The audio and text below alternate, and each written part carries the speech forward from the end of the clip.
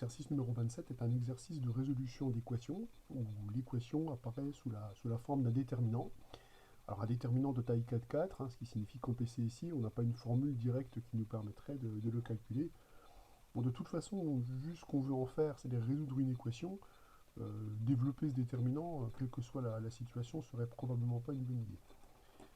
Comme l'objectif c'est de récupérer l'inconnu x, ce qu'on pourrait tenter de faire, c'est de travailler à un développement de ce déterminant par rapport à sa première colonne. Alors pourquoi c'est intéressant?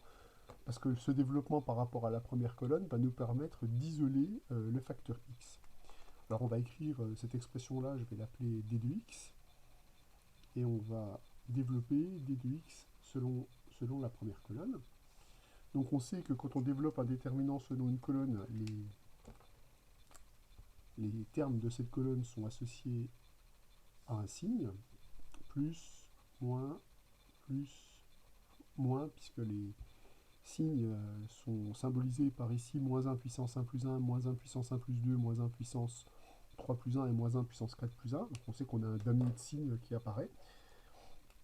Donc le déterminant, quand on va le développer, on va déjà développer ce qui se passe par rapport à 1. Je vais le faire apparaître multiplié par le déterminant qu'on obtient en rayant la ligne et la colonne de 1. Alors là, le déterminant qu'on obtient est plutôt sympa, puisque c'est le déterminant d'une matrice triangulaire, donc le déterminant qui est là vaut ABC. Ensuite, moins x, multiplié par le déterminant qu'on obtient en rayant la ligne et la colonne de x. Donc on va récupérer 1, 1, 1, 0, B, 0, 0, 0, C, ce qui est toujours un déterminant très sympathique, puisque c'est le déterminant d'une matrice triangulaire supérieure. Donc plus x multiplié par le déterminant obtenu en rayant la ligne et la colonne de x.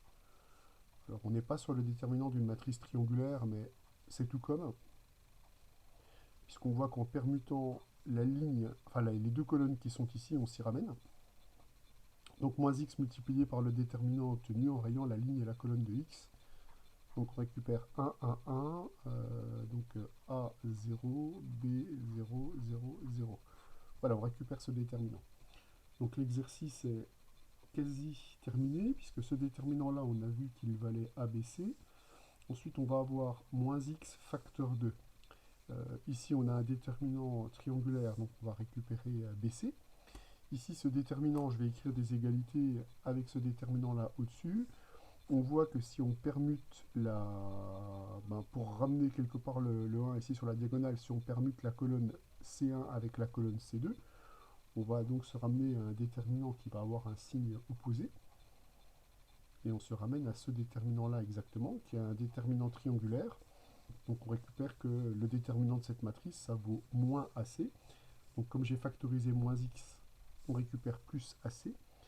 Et le calcul de ce déterminant-là, alors pour ramener le B ici à sa colonne, il faut permuter la colonne C3 et la colonne C2. Et pour ramener le A en cette position, il faut permuter la nouvelle colonne C2 par la colonne C1. Donc on a un double changement de signe, c'est moins 1 au carré, multiplié par le déterminant. Donc on a ramené la première colonne en première position, la deuxième colonne est ramenée ici, et la dernière colonne est en dernière position. Donc ce déterminant, il vaut AB. Quand on a factorisé moins x, on va donc récupérer plus AB.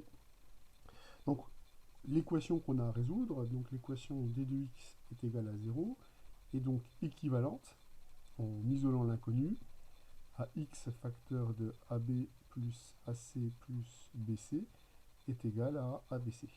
On va pouvoir mener notre discussion sur l'ensemble des solutions.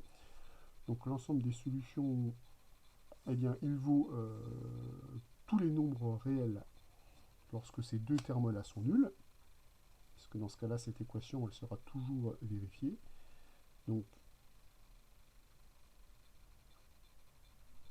si ce terme-là est nul et ce terme-là non nul, dans ce cas-là, l'ensemble des solutions est vide.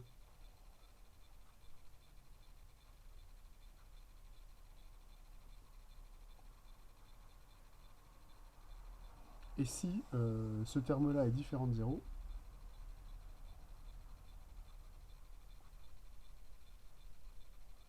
alors dans ce cas-là, l'ensemble des solutions, c'est la fraction ABC sur AB plus AC plus plus BC. Donc on voit que l'ensemble des solutions, il s'écrit différemment selon les valeurs de A à BC.